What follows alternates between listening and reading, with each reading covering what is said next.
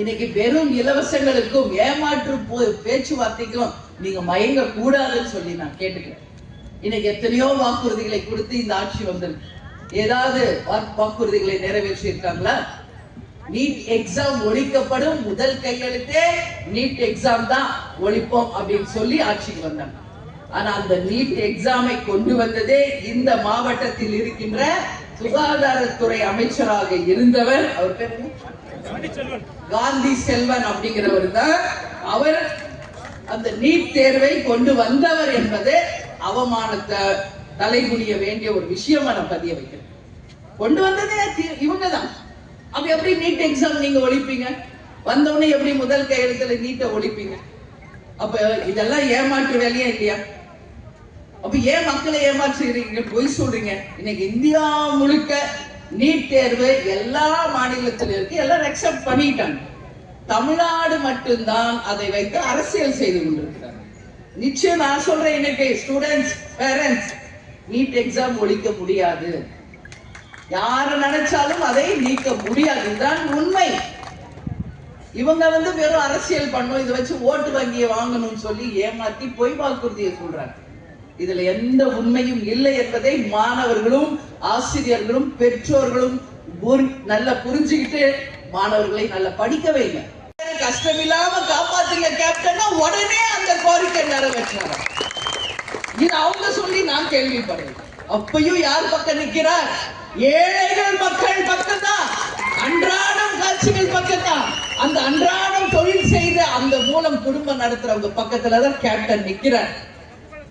இன்னைக்கு பார்த்தா நம்ம சிதம்பரம் தெரியுமா உங்களுக்கு? சிதம்பரம் மாவட்டம், ஒரு சின்ன உதாரணம் உங்களுக்கு சொல்றேன்.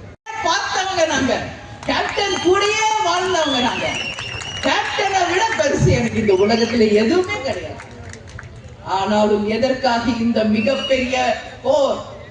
கேப்டன் கனவு, லட்சியம், கொள்கை, அதை வென்றெடுத்து அந்த வெற்றி கனிகளை அவர் பாதத்திலே சமர்ப்பிச்சு இந்த மக்களை தங்க தட்டிலே தாளாட்டி லஞ்சம் ஊழல் இல்லாத நேர்மையான ஒரு ஆட்சியை கொண்டு வந்து அவரோட கனவு லட்சியத்தை வென்றெடுக்க வேண்டும் என்ற ஒரே ஒரு கோரிக்கை தான்.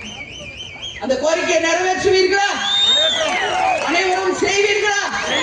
அந்த வாய்ப்பை தருவீர்களா? தேமுதிக இந்த வாய்ப்பு தேமுதிகவுக்கோ எனக்கோ எங்க வேட்பாளர்களுக்கோ கிடையாது. போடுற ஒரு ஓட்டம் தெய்வமாக இருக்கின்ற கேப்டனுக்கு நீங்க போடுற ஓட்டு, கேப்டனுடைய கனவு லட்சியம் கொள்கைகளுக்கு நீங்க போடுற ஓட்டு தொட்டு கூட பார்க்க முடியாது. ஓட ஓட விரட்டி பாகிஸ்தானுக்கு மீண்டும் ஒரு பாடத்தை புகட்டி இருக்கிறது நமது அரசு. கார்கில் போர் நடந்த பொழுது முதல் ஆளாக 10 லட்சம் ரூபாய் கொண்டு போய் கொடுத்தவர் நமது கேப்டன் அவர்கள். ஒரு ராணுவ அதிகாரியாக, ஒரு காவல்துறை அதிகாரியாக, ஒரு கண்ணியமிக்க ஒரு குடும்ப தலைவராக தன்னுடைய திரைப்படங்களில் வாழ்ந்து காமிச்சவர் நமது கேப்டன். இன்னைக்கு காவல்துறையில் இருக்கிறவங்க பல பேர் என்று சொல்லுவாங்க, இந்த டிரெஸ் நாங்க போறதுக்கு காரணம் கேப்டன் தான். கேப்டன் படத்தை பார்த்து தான் நான் போலீஸ் ஆகணும்னு முடிவெடுத்தேன்.